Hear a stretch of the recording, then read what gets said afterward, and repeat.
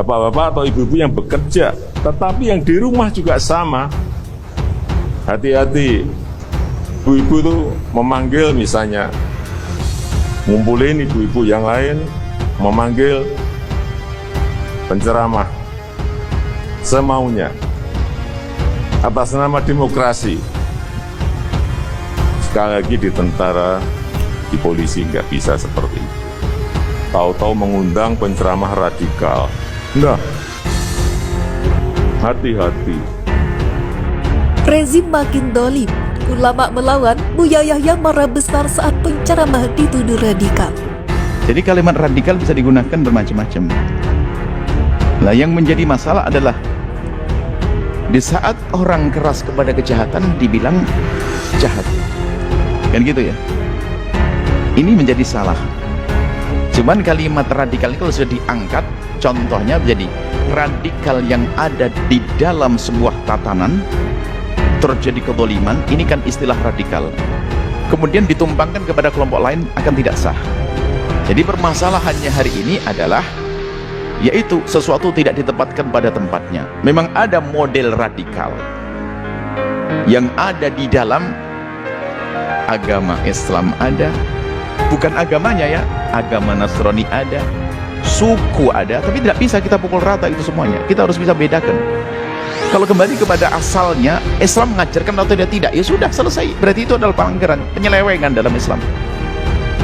Masa ada ngebom di masjid? Sebelumnya ada bom bom meletus di masjid, Pak Kapolres kenal waktu itu ya Muslim, sholat Jumat lagi dia. Ya itu kan orang per orang. Islam tidak mengizinkan yang demikian itu. Cuman repotnya orang menganggap itu Islam. Lah ini lu salah pandang dia. Kacamatanya kacamata kerabun dia itu. Lah ini kita selama ini urusannya dengan orang rabun. Yang bukan radikal dianggap radikal, ini salah. Nah gitu. Jadi orang picik yang suka memukul rata itu picik. Berarti nggak cerdas dia. Jadi nggak boleh jadi pejabat kalau begitu dia. Kalau dia nggak bisa membedakan, ya jangan, nggak bisa membedakan kok suruh milah. Nanti belengnya jadikan cincin, permatanya dibuang, kan berbahaya ini. Nah, ini nanti yang mengurusi harus orang ngerti. Kalau saya ketemu dengan orang yang bermasalah, tanya saja, saya radikal atau tidak? Saya radikal atau tidak? Ayo silakan. Kalau berani ngomong apa? Ayo, saya radikal atau tidak? Kalau saya radikal dari sisi mana? Coba. Kalau saya tidak, ya itulah Islam yang saja yang sampaikan. Loh kok dibilang Islam radikal itu bagaimana? Nilai saja saya sebagai contoh saja. Saya radikal atau tidak? Orang cerdas, kita perlu orang cerdas saat ini. Kalau Anda memang di bagian ini Anda punya tugas semacam itu, Anda berkomunikasi dengan beberapa tokoh ulama, memang ada rambu-rambu Islam, mengatasnamakan Islam, ada. Di agama lain juga ada. Mari kita memandang itu dengan cerdas, insaf, dan dengan tulus karena Allah Subhanahu wa ta'ala. Ketahuilah kita punya tanggung jawab besar setelah kehidupan di dunia ini. Jangan sampai kita hanya mengikuti hawa nafsu. Holil Nafis, jangan sampai penceramah yang mengkritik pemerintah disebut radikal.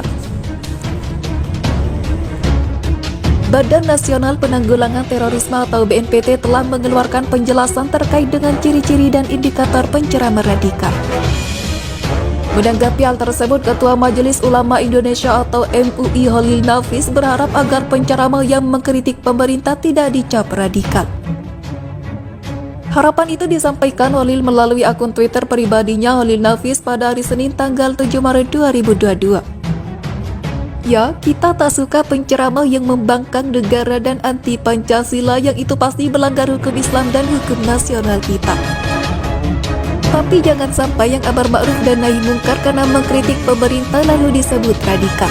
Ujarnya seperti dikutip pikiranrakyatdepok.com.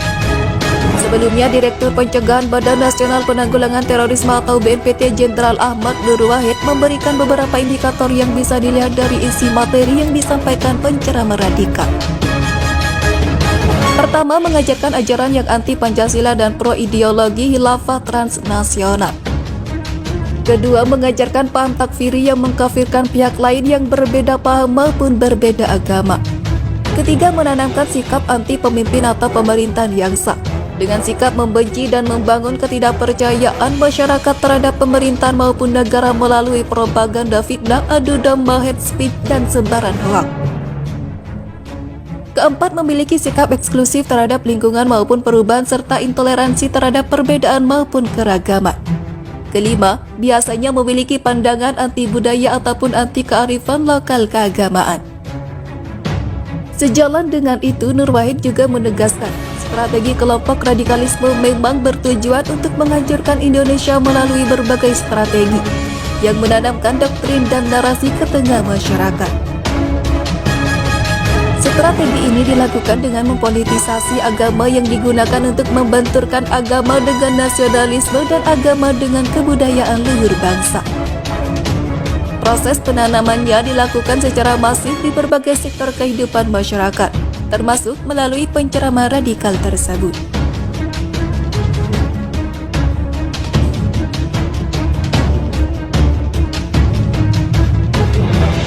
Badan Nasional Penanggulangan Terorisme atau BNPT telah mengeluarkan penjelasan terkait dengan ciri-ciri dan indikator penceramah radikal.